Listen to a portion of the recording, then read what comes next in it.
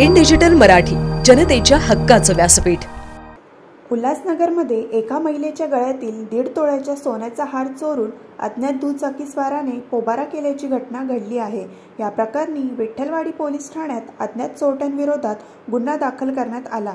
Ulhasnagar camp 4 येथील विनोद चौक परिसरात दुपारच्या सुमारास रंजना तानाजी रणदिवे या पायी चालत नातेवाईकांच्या मुलीच्या ओटी भरण्याच्या कार्यक्रमाला जात असताना त्यांच्यावर लक्ष ठेवलेल्या 2 अनोळखी दुचाकीस्वारांनी त्यांच्या गळ्यातील सोन्याचा हार खेचून घेण्याचा प्रयत्न केला असता महिलेने धाडस करून गळ्यातील अर्धा हार पकडून ठेवला।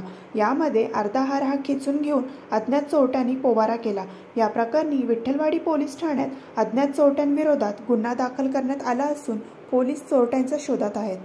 काल दिनांक 12 जानेवारी 2025 रोजी विठ्ठलवाडी पोलीस स्टेशनच्या हद्दीमध्ये विनोद चौक येथे एका 56 वर्षीय महिला ही त्यांच्या नातेवाईकाच्या मुलीच्या ओटी भरण्याच्या कार्यक्रमाला जात असताना त्यांच्यावर पाळत ठेवलेल्या एका 2 अनोळखी मोटरसायकल स्वारांनी त्यांच्या गळ्यातील सोन्याचा हार खेचून घेण्याचा प्रयत्न केला। अर्धा हार त्या महिलेने सतर्कता बाळगून स्वतःचं धाडस दाखवून तो पकडून ठेवला आणि त्याच्यामध्ये अर्धा हार तुटून चोरांनी डिस्काउंट जबरीने खेचून चोरून नेलेला आहे।